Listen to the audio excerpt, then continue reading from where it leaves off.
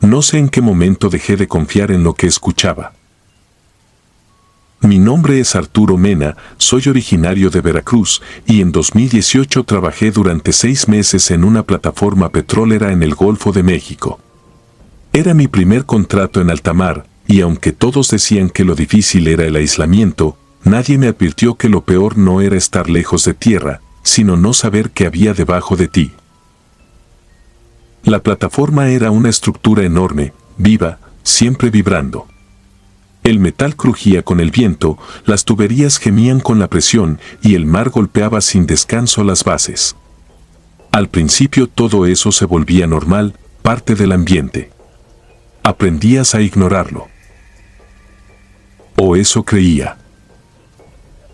El primer consejo que me dieron fue claro: por la noche, no investigues ruidos.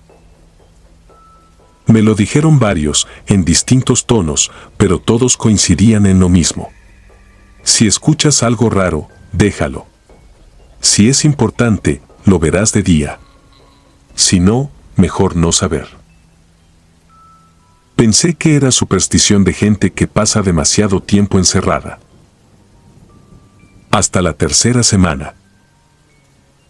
Esa noche estaba en turno de supervisión cerca del nivel inferior, donde las escaleras bajan casi al límite con el mar. Era un área poco transitada, más fría, con olor a sal y óxido. El sonido del océano ahí era distinto, más cercano, más profundo.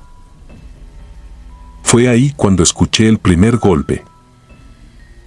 No fue un sonido cualquiera. Fue seco, pesado, como si algo hubiera chocado contra la estructura desde abajo. Sentí la vibración en los pies. Me quedé quieto. Miré hacia el mar. Oscuridad total. Esperé unos segundos y volvió. Esta vez más fuerte. No parecía el oleaje. Era demasiado preciso, demasiado intencional. Pensé en revisar, pero recordé lo que me habían dicho. Me obligué a subir, a ignorarlo. Esa noche dormí mal, con la sensación de que algo había quedado inconcluso. Al día siguiente pregunté casualmente si alguien había escuchado algo. Nadie respondió directamente, pero uno de los operadores, un hombre mayor llamado Salcedo, me miró más tiempo del necesario. Esa misma noche volvió a pasar. El golpe. Pero esta vez no fue uno. Fueron 3. Separados, rítmicos. Como si algo estuviera probando. Bajé otra vez al mismo nivel. No sé por qué. Tal vez por orgullo, tal vez por curiosidad. El aire estaba más frío que la noche anterior. Caminé hasta la barandilla que daba al mar. Y entonces lo vi. No claramente. Pero algo rompía la superficie del agua, muy cerca de las columnas. No era una ola. Era una forma que subía y bajaba lentamente, como si respirara. El golpe volvió, justo debajo de mí. Retrocedí. Sentí por primera vez un miedo real, físico. Esa noche no dije nada. Pero empecé a notar cosas. Había zonas de la plataforma donde el metal estaba abollado hacia afuera, no hacia adentro. Como si algo desde abajo hubiera golpeado con suficiente fuerza para deformarlo. Pregunté por mantenimiento. Me dijeron que era desgaste normal. No les creí. La cuarta semana, todo empeoró. Los golpes ya no eran solo en la madrugada. A veces ocurrían en la tarde, incluso con gente trabajando cerca. Pero nadie los reconocía directamente. Era como si todos fingieran no notarlos. Hasta que una noche, el sistema eléctrico del nivel inferior falló. Me mandaron a revisar. Bajé con una linterna. El lugar estaba completamente a oscuras. Solo el sonido del mar y ese eco metálico constante. Y entonces escuché algo nuevo. No eran golpes. Eran arrastres. Como si algo se deslizara por las columnas, rozando el acero, subiendo lentamente. Apunté la linterna hacia abajo. Y lo vi. No completamente, pero lo suficiente. Una superficie oscura, irregular, pegada a la estructura, moviéndose con una lentitud imposible. No tenía forma definida, pero se adhería al metal como si lo estuviera sujetando. Y entonces, golpeó. Tan fuerte que casi pierdo el equilibrio. La linterna tembló en mi mano. La luz se movió, y por un segundo iluminó algo que no debía estar ahí. Una especie de abertura. Como una boca. No en una cabeza. En la masa misma. Abierta contra el acero. No grité. No reaccioné. El intercomunicador en mi cinturón se activó. ¿Todo bien allá abajo?, preguntaron. No respondí. Porque en ese momento, eso que estaba adherido a la plataforma, respondió por mí. El golpe cambió. Ya no era aleatorio. Era rítmico. Exacto. Como si imitara un código. Subí sin mirar atrás. No corrí. No podía. Sentía que si hacía un movimiento brusco, eso iba a seguirme. A la mañana siguiente pedí mi salida. No di explicaciones. Inventé un problema familiar. No me importó perder dinero. Antes de irme, Salcedo se me acercó. No me preguntó qué vi. Solo dijo algo que todavía me persigue. Si te respondió, ya te escuchó. Han pasado años. Nunca volví al mar. Pero a veces, cuando estoy solo, escucho algo. No viene de afuera. No viene del agua. Viene de superficies metálicas, de tuberías, de estructuras, de cualquier cosa hueca. Golpes. Siempre 3. Siempre iguales. Y cada vez más cerca.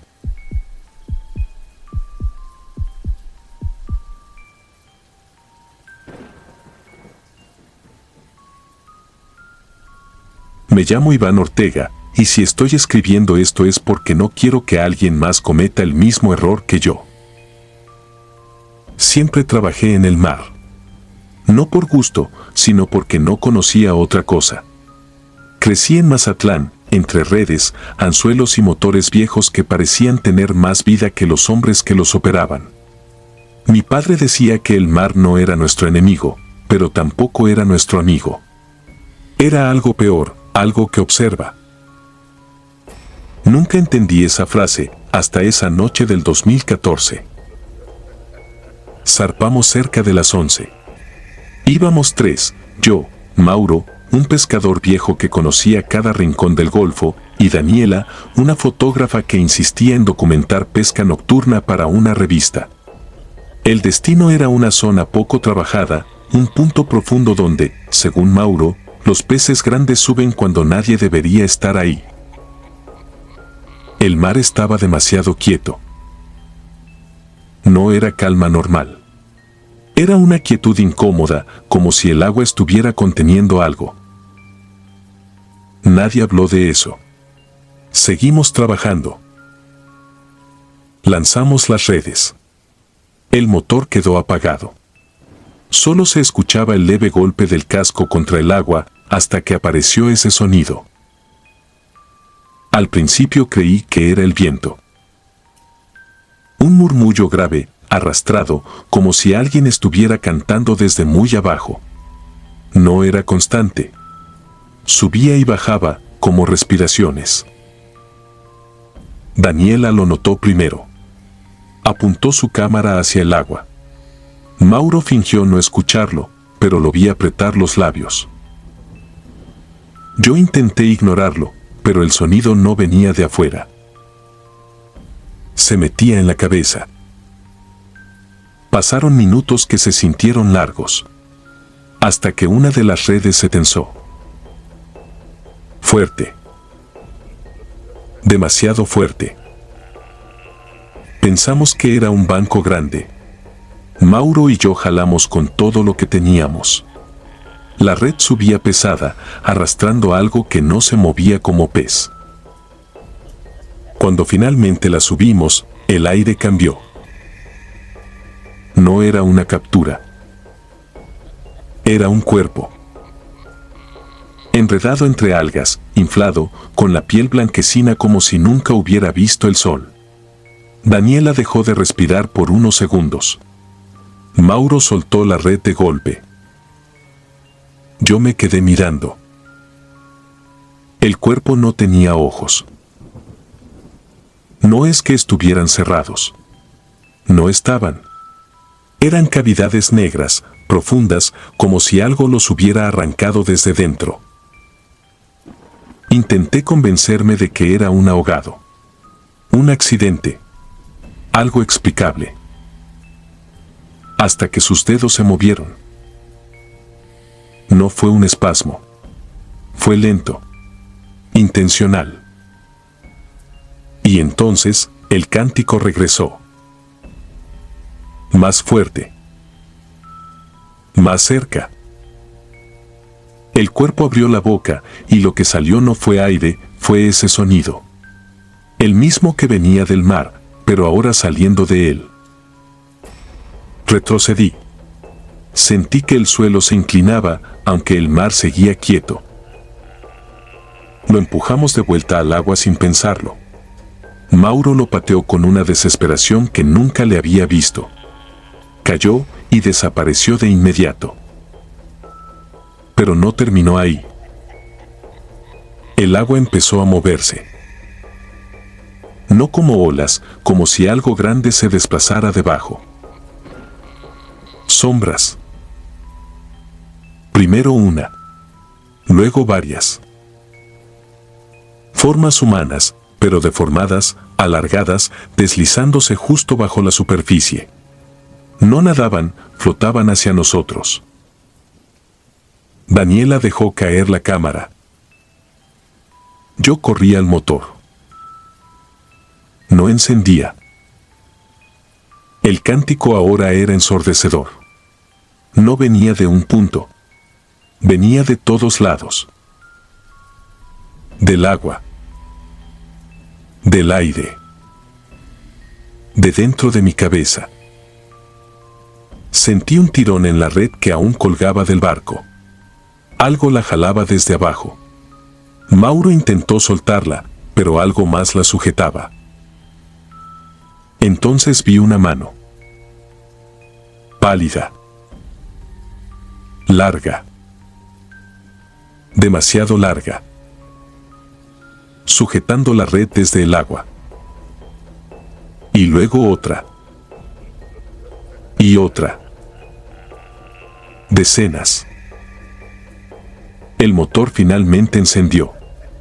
No recuerdo cómo. Solo sé que avancé sin mirar atrás. Las sombras no nos siguieron, pero el sonido sí. Nos acompañó hasta el puerto. Pensé que todo había terminado. Me equivoqué. Al revisar el casco, vimos las marcas. Arañazos profundos, como si algo hubiera intentado trepar mientras huíamos.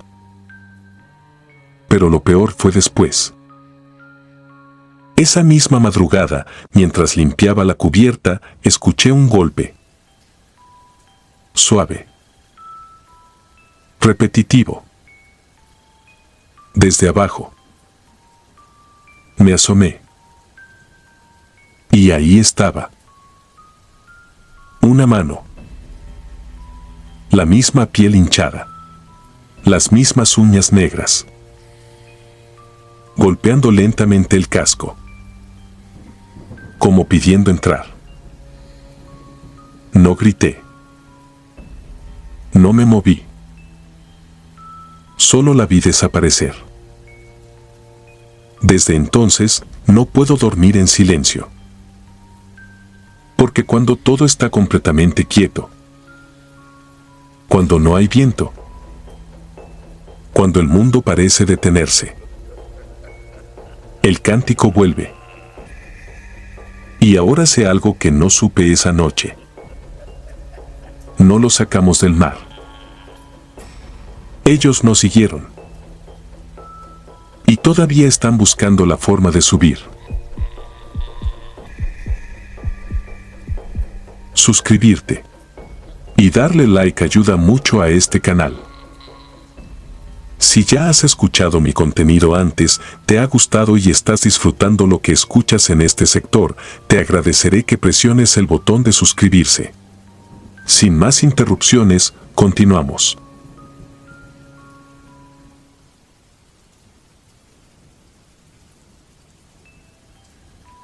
Me llamo Iván Salgado.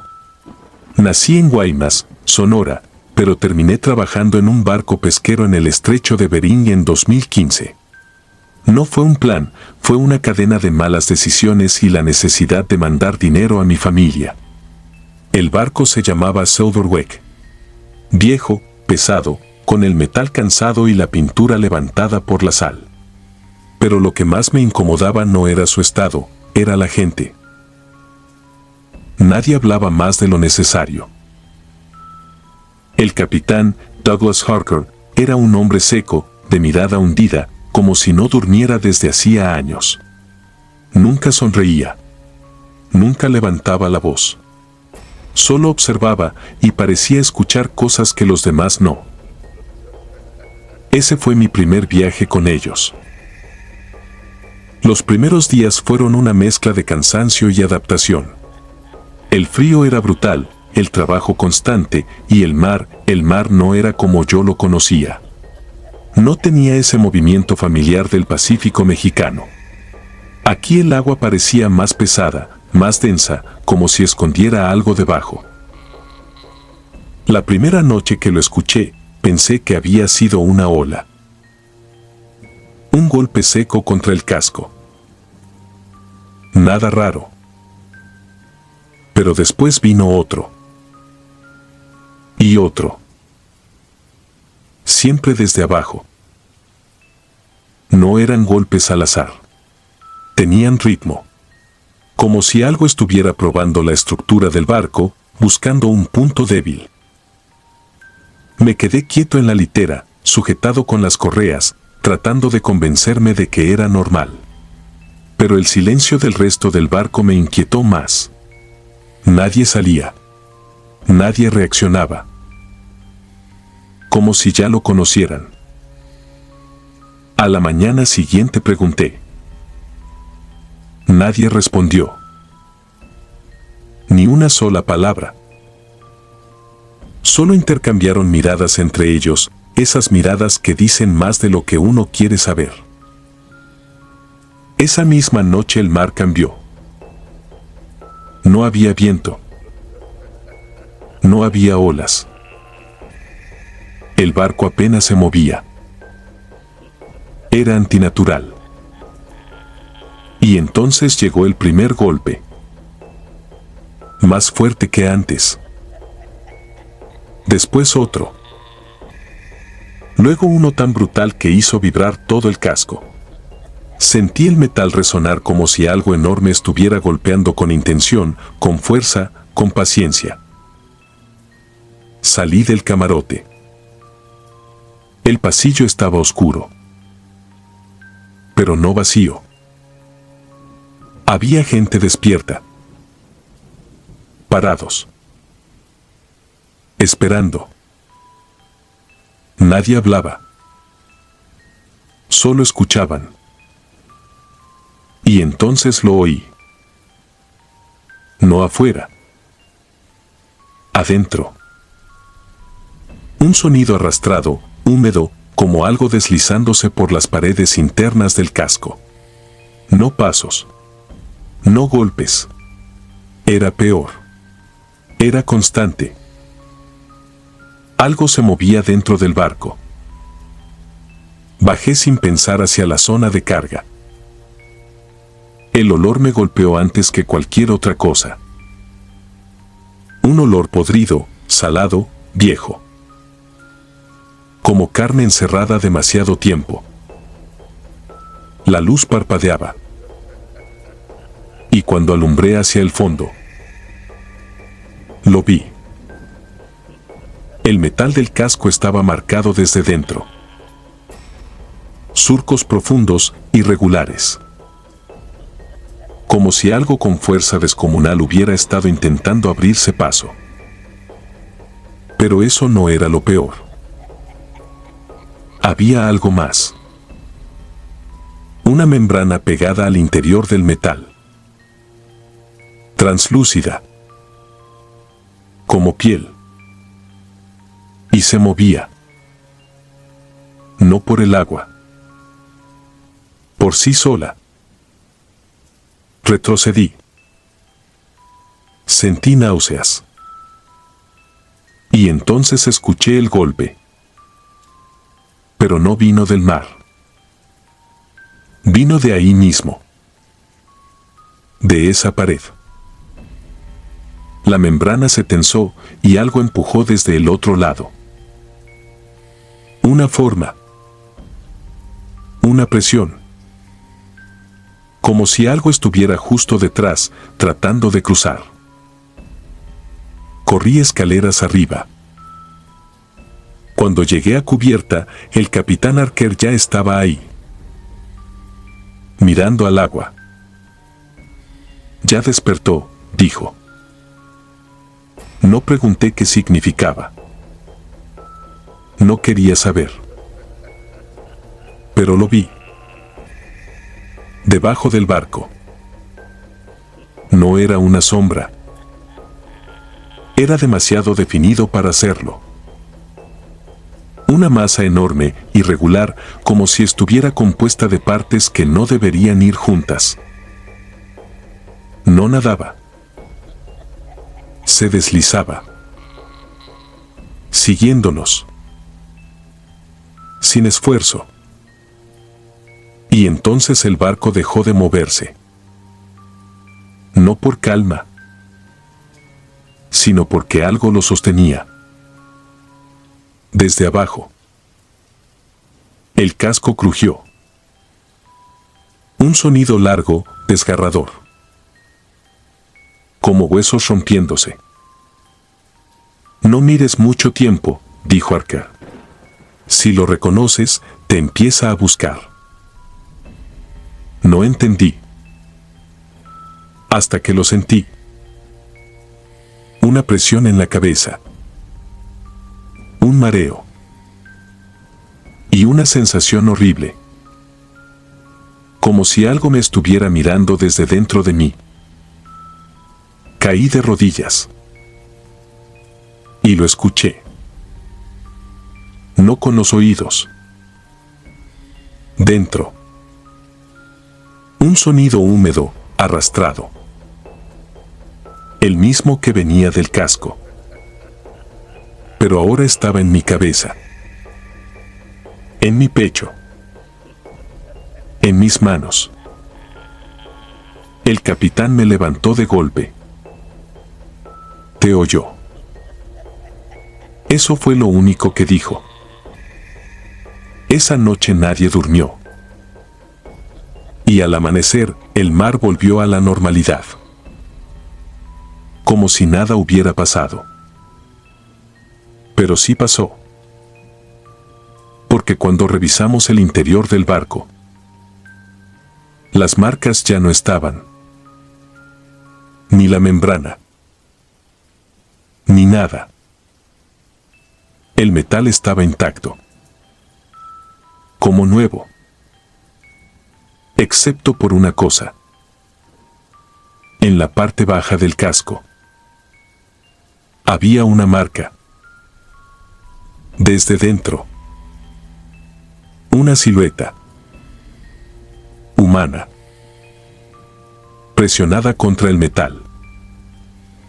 Como si alguien hubiera quedado atrapado ahí, tratando de salir. No pregunté. No quise. Pero desde ese día hay algo que no me deja. A veces, cuando cierro los ojos, siento ese movimiento otra vez. No afuera. No en el mar. Aquí. Dentro de mí. Y en las noches más silenciosas, puedo jurar que algo golpea. Pero ya no contra el barco. Ahora golpea desde adentro de mi pecho. Como si quisiera salir.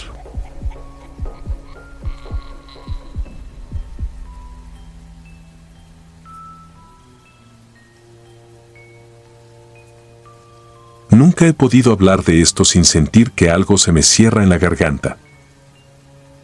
Me llamo Astor Van Arce y durante casi 9 años trabajé en embarcaciones camaroneras en el Golfo de California. No era un oficio bonito, pero daba dinero. Uno se acostumbraba al olor agrio del diésel, a la sal pegada en la piel, al sueño roto de las madrugadas y a ese cansancio que se mete en los huesos. En el mar uno también aprende a no hacer preguntas. Hay cosas que se ven de lejos, cosas que se oyen entre la niebla, cosas que aparecen flotando, y la mayoría de los hombres que viven de esto prefieren bajar la cabeza y seguir jalando redes. Lo que me pasó ocurrió en octubre de 2018, a unas horas de la costa de Sonora. No lo olvido porque esa fue la última vez que salí de noche. Éramos 3 en la lancha esa jornada, el patrón, un hombre seco al que todos conocían como el Güero Medina, Iván, que apenas llevaba 1 año embarcándose, y yo. Habíamos salido al atardecer desde un muelle pesquero pequeño, con la idea de revisar una zona donde, según otros, se había movido buen camarón. El trayecto fue tranquilo. El motor sonaba parejo, el cielo se fue cerrando sin luna, y el agua tomó ese color negro espeso que tiene el mar cuando deja de reflejar el mundo y parece tragárselo. Yo ya estaba incómodo desde antes de llegar. No sabría explicar por qué. No era miedo todavía, sino una especie de presión en el pecho, como si el aire alrededor de la lancha pesara más de lo normal. Iván también se veía raro. Fumaba uno tras otro, sin terminar ninguno. El Güero se limitó a decir que trabajáramos rápido y regresáramos antes de las 3. Cuando soltamos la primera red, noté que el agua estaba demasiado quieta. No calma normal. Quieta de una manera antinatural. La superficie parecía vidrio oscuro. No había oleaje, no había corriente visible, no se escuchaba el golpeteo regular del casco contra el agua. Lo único que se oía era el zumbido del motor en reposo y nuestras botas rozando la fibra de vidrio de la lancha. En medio de esa quietud, vi a unos metros una boya negra. No debía estar allí. Conocía bien esa ruta. No había señalamiento en ese punto. Además, aquella boya no tenía reflejantes ni marca alguna. Era vieja, oxidada, como si llevara décadas a la deriva, pero permanecía inmóvil, clavada en el agua, apenas balanceándose. Le pregunté al Güero si la había visto antes. Dijo que no. Iván la miró un momento y soltó algo que todavía recuerdo. Parece que nos estuviera esperando. Nadie se rió. Seguimos trabajando. Jalamos la primera red y salió casi vacía. Luego la segunda, también miserable. El Güero empezó a maldecir por lo bajo. No era normal perder tiempo y combustible para sacar tan poco. Entonces, mientras preparábamos otro lance, escuché el sonido. No venía del viento. No venía del motor. Era una especie de canto grave, lejano al principio, como una voz arrastrada debajo del agua. No tenía melodía humana. Subía y bajaba en tonos largos, húmedos, como si el mismo mar estuviera respirando con dolor. Sentí la piel helarse en mis brazos. Iván dejó de moverse. El güero giró despacio hacia la oscuridad, con esa expresión de quien no quiere aceptar lo que oye. El canto duró unos segundos y se apagó. Después regresó, más cerca. Esta vez vino desde la zona de la boya. El güero apagó el motor. Nunca entendí por qué hizo eso, tal vez para escuchar mejor, tal vez por puro instinto. El silencio que quedó fue tan completo que pude oír mi propia saliva al tragar. La boya se movió una sola vez, hundiéndose un poco, como si algo tirara de ella desde abajo. Entonces vimos la cuerda. Subía del agua, tensa y cubierta de lama, pegada a la base de la boya. Pero no era cuerda de amarre común. Era más gruesa, vieja, con pedazos de tela enredados. El güero alumbró con la linterna y algo colgaba de ella, apenas visible bajo la superficie. Pensé que era basura. Luego entendí que era una mano. Iván dio un paso hacia atrás. Yo me quedé quieto, incapaz de apartar la vista. La mano estaba inflada, blanca, abierta como si aún quisiera sujetarse de algo. La corriente no la movía. Permanecía ahí abajo, enganchada o atada a aquella línea. El güero soltó una grosería y empezó a encender de nuevo el motor, pero este no respondió. Lo intentó 3 veces. Nada. Solo el chasquido seco del arranque ahogado. El canto volvió, ahora tan fuerte que sentí vibración en el piso de la lancha.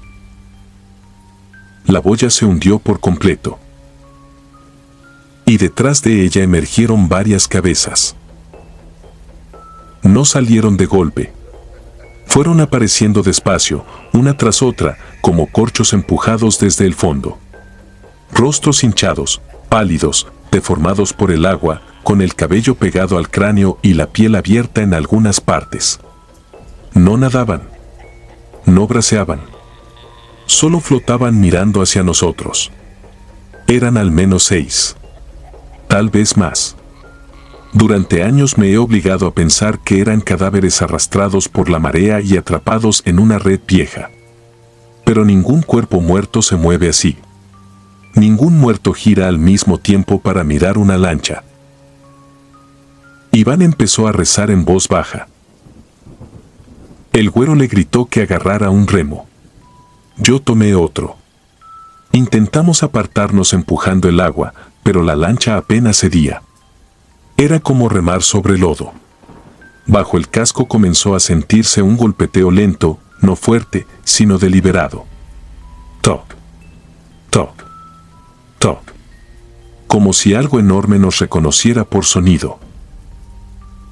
La linterna del güero iluminó otra vez el agua y entonces lo vimos.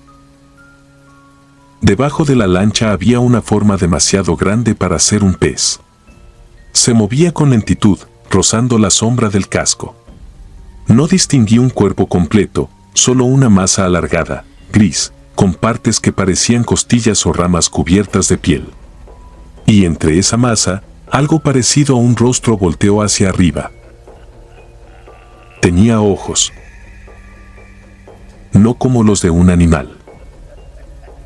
Eran ojos hundidos, opacos, pero atentos, con una expresión que todavía me persigue porque no era hambre lo que había allí. Era reconocimiento. La lancha se ladeó con tanta fuerza que Iván cayó de rodillas. El güero quiso sujetarlo, pero en ese instante una mano salió del agua y se cerró sobre el borde. Después otra. Y otra. Dedos blandos, hinchados, reventados en las uñas. No quise tocar ninguno, pero tuve que patearlos para evitar que subieran. El olor era insoportable. Agua podrida, sal vieja, carne abierta. Iván gritó una sola vez. Lo vi desaparecer por la borda como si alguien le hubiera jalado las piernas desde abajo. Ni siquiera tuvo tiempo de sujetarse. Solo quedó el remo flotando y un remolino negro que se cerró enseguida. El güero se lanzó hacia ese lado, alumbrando frenético, gritando su nombre, hasta que algo golpeó la lancha desde el fondo. El impacto nos levantó casi medio metro. Yo caí de espaldas y la lámpara salió disparada al mar. Todo quedó a oscuras. Lo siguiente que recuerdo es al güero diciendo que no mirara el agua. Pero ya era tarde. En la oscuridad, a pocos centímetros de la borda, había un rostro fuera del agua. No uno de los hinchados. Otro. Más grande. Su piel parecía hecha de capas de lama y piel humana deshecha. La boca era demasiado ancha, abierta en una mueca inmóvil, y de ella salía ese canto, no con fuerza, sino con una calma horrible, como el arrullo de algo que lleva mucho tiempo esperando. Lo peor no fue su forma. Fue que, cuando la nube se abrió un poco y entró algo de claridad, reconocí en ese rostro los rasgos de Iván. No del Iván que se cayó. Del Iván muerto. Con la cara ya inflada por el mar. Como si el agua lo hubiera reclamado entero en cuestión de segundos y ahora nos lo devolviera cambiado. No sé cómo logré moverme. Solo sé que tomé un bichero y lo clavé hacia esa cara una y otra vez, hasta que sentí que el metal entró en algo blando. El canto se cortó. El güero consiguió hacer arrancar el motor en ese mismo momento y la lancha salió disparada. No miramos atrás en todo el trayecto. Llegamos al muelle antes del amanecer. Sin Iván. Sin la mitad del equipo. Y con marcas de dedos alrededor de toda la borda. La capitanía abrió un reporte. Dijimos que Iván cayó durante una falla mecánica en mar abierto. Nadie nos creyó del todo, pero tampoco insistieron. En este oficio, cuando el mar se queda con alguien, la gente aprende a cerrar la boca. Días después encontraron nuestra red a la deriva, enredada a varios kilómetros, y dentro venía una boya negra oxidada que no pertenecía a ningún señalamiento registrado. La revisaron en tierra. Tenía cuerda vieja. Tenía trozos de ropa. Y tenía amarrada una placa metálica ilegible, comida por la sal. El güero dejó de salir de noche. Yo dejé el mar por completo. Han pasado años y todavía sueño con aquella voz. A veces, cuando no puedo dormir, creo escucharla en los tinacos, en las tuberías, en el zumbido lejano de los cables cuando sopla viento húmedo. Nunca volví a saber de Iván, al menos no oficialmente. Pero una semana después de aquello, alguien dejó algo afuera de mi casa. Era una bota de hule. Suya. Empapada en agua salada. Y llena, hasta el borde, de pequeñas conchas negras.